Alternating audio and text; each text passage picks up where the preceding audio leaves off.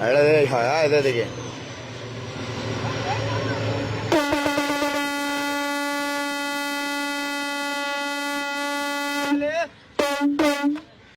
কি জন্যে? শব্দ করার পিছে বিশেষ কোনো কারণ নেই। বাবাডারে বাঁশ দিমু, বাঁশ এখন রেডি। এই জন্য আপনাকে জানাইলাম যে বাঁশ রেডি হয়ে গেছে, আপনারাও রেডি থাকেন। তো বাঁশটা দেওয়ার আগে, hey, it's mister Rabi and welcome to roast and revive. চলেন আজকের ভিডিও শুরু করা যাক। So enjoy it.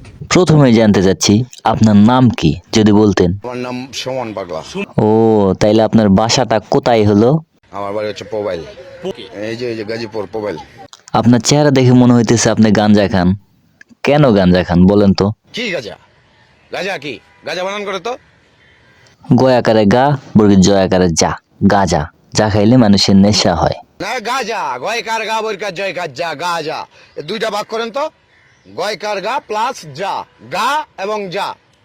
আমার বানান তো তাইলে ঠিকই আছে, আমি যা বলছি ঠিকই বলছি, তাইলে আবার আপনার এত উদাহরণ দেওয়ার কি আছে? এরপরে কি কইবেন কোন মিছা কথাগুলা? গা গা গায় কে গায়? শিল্পী গায়। শিল্পী কি করে? গায় গা। পরে আবার কইতেছে কি যা, মুসাফির যায় নাকি? আপনার উদাহরণ হিসেবে খানকির পোলা, এটা তো কোনো গালি না। আপনার মতো করেই বুঝাই দিতেছি। খয়াগারে খা, দন্তন্য খান, মানে খেতেও পারেন, আবার সাকিব খান একটা পদবী। খান কয়সি আর র, কির, কির এর কোনো মানে নাই, মানে কির। আর পোলা, পয়কারে পো, লয়কারে লা, পোলা, তার মানে কি হলো? খান পোলা। তাহলে তো ঠিকই আছে, খানকির পোলা এটা কোনো গাল না, কোনো মাইন্ড করার কিছু নেই, ঠিক আছে? शाबाश बेटा। হ্যাঁ, বাবুকে ভ্রমণকারী দুনিয়ার শ্রেষ্ঠ দরবেশ কি এর গাজা, সাধক সিদ্ধি বাবা, স্থান কাল পর্ব। বাহ বাহ বাহ, আপনি গাঁজাখোর, সেটার আবার সিদ্ধি বলে চালায় দিতেছেন। হে ডিপজল ভাই, এই বিষয়ে আপনার মতামত কি? আর মুখ আমি মুইতা দিমু। না ভাই, ছি, কি বলেন? সে তো মুদ খাইব না মানুষের।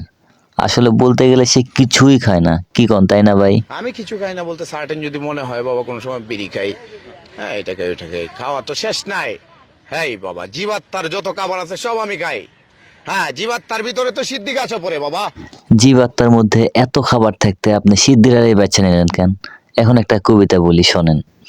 সব সাধকের বড় সাধক আমার এই চাচা, সিদ্ধির নামে খাইতেছে সে টনে টনে গাঁজা।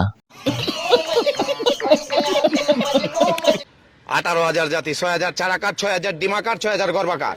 হ্যাঁ, 6,000 চারাকারের মধ্যে শ্রেষ্ঠ একটা চারাকার সিদ্ধি সাধক বটা।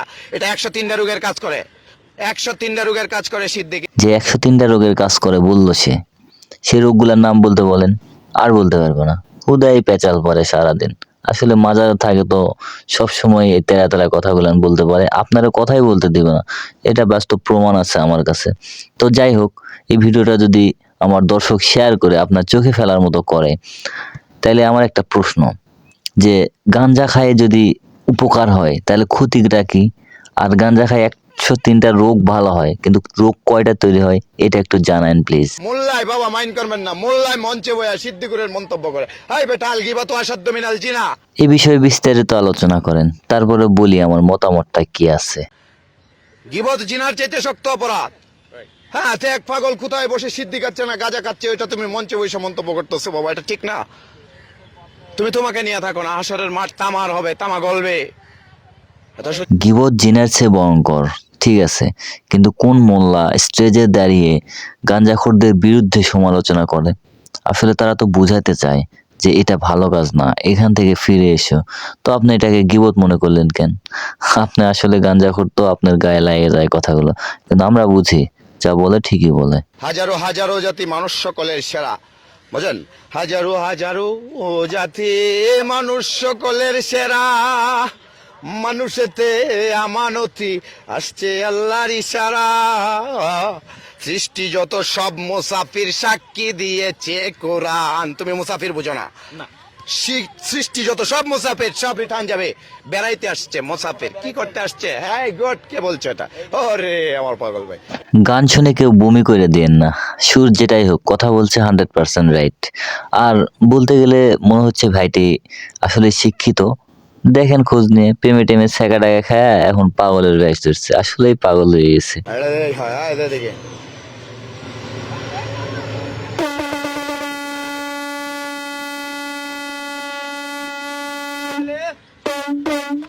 এই আওয়াজের মাধ্যমে কি বুঝাইতে চাইলেন একটু খোলাসা করে বলেন তো। বুঝাইলাম হইলো এখন আজানের টাইম হইতাছে, বুঝা? বাহ বাহ বাহ, খুব ভালো উদ্যোগ নিছেন।